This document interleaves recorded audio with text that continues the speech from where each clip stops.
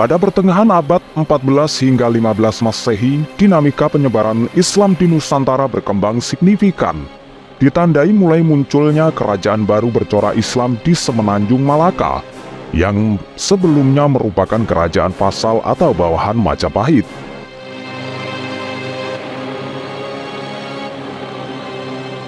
Paham baru tersebut juga mulai tersebar di pesisir utara Pulau Jawa, terutama di kota-kota pelabuhan besar seperti Tuban, Gresik, dan Surabaya. Sementara itu, pamor kerajaan Majapahit mulai meredup didera konflik dalam internal keluarga.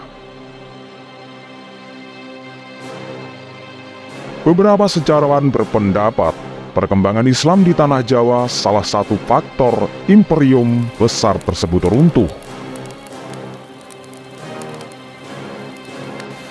Pada awal abad 15 Masehi, pelancong Eropa dari Portugis mencatat Majapahit hanyalah kerajaan kecil di pedalaman, sementara kerajaan Islam di pesisir utara Pulau Jawa mulai berjaya di pertengahan abad tersebut. Pada tahun 1815, utusan Belanda menulis dalam laporannya, bekas reruntuhan kerajaan Majapahit di Trowulan sudah berubah menjadi hutan belantara. Maha kerajaan yang menyatukan Nusantara di bawah kendali Hayam Wuruk dan Gajah Mada itu benar-benar sirna hilang kertaning bumi.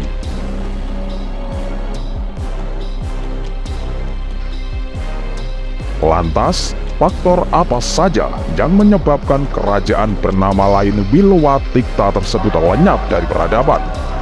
Dirangkum dari berbagai sumber sejarah, berikut faktor penyebab imperium besar Majapahit runtuh setelah 2,5 abad berdiri.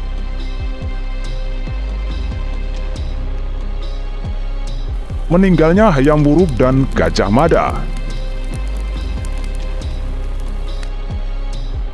Majapahit mencapai puncak kejayaan saat diperintah Raja Hayam Wuruk dan Patih Gajah Mada, berhasil menguasai nyaris seluruh Nusantara.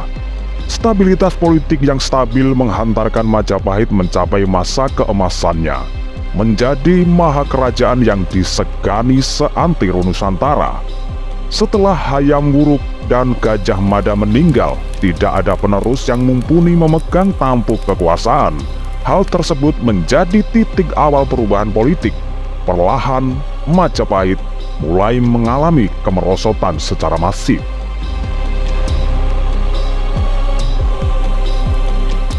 Perang saudara dan lepasnya kerajaan bawahan.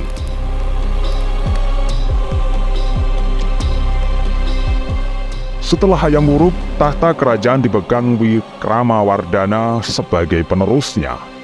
Sebelum wafat, Hayam Wuruk menyerahkan pusat keraton Majapahit Barat di Trowulan kepada menantu sekaligus keponakannya, Wikramawardhana.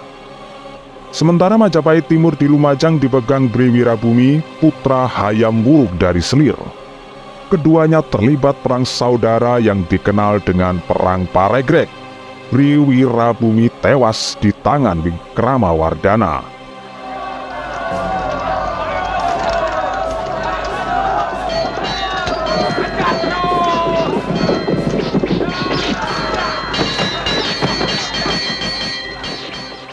Selain memakan banyak korban dan logistik, perang tersebut memicu kerajaan bawahan Majapahit mulai melepaskan diri satu persatu.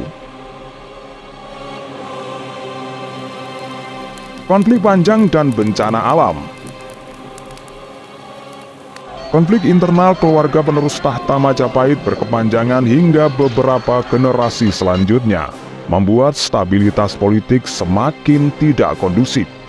Pada masa itu, ibu kota Majapahit beberapa kali mengalami perpindahan.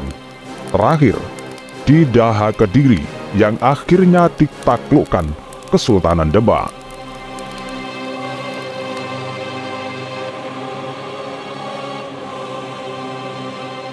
Selain itu, para raton menceritakan bencana alam dan kelaparan juga mendera negeri yang diambang kehancuran tersebut. Nama besar Majapahit saat jaya menjadikan penerusnya lupa diri, sementara perkembangan Islam di pesisir utara semakin pesat.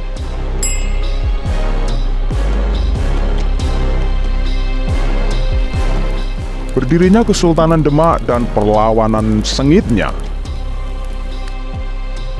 Kesultanan Demak berdiri pada tahun 1475 Masehi oleh Raden Patah dan mulai melakukan perlawanan sengit.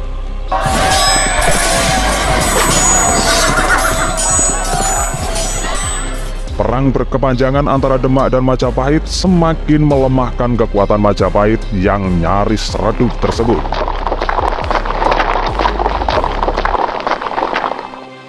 Pada masa pemerintahan Sultan Trenggana, Majapahit jatuh dalam kehancuran oleh Kesultanan Demak. Istana dibakar, prajurit yang melarikan diri dibunuh, dan bangsawan menjauh ke berbagai penjuru, termasuk menyeberang ke Pulau Dewata Bali.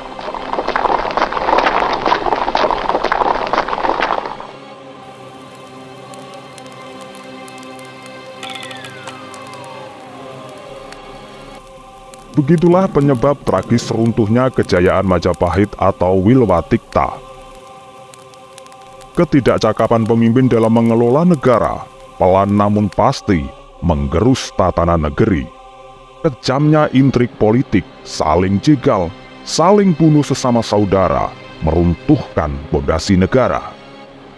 Bayang-bayang kebesaran masa lalu menjadikan kesombongan penguasa selanjutnya tanpa sadar bahaya luar menanti, siap menerjang.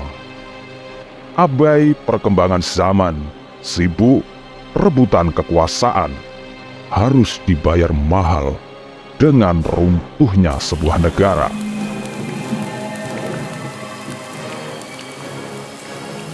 Majapahit, sirna ilang kertaning bumi. Agi Cyber melaporkan.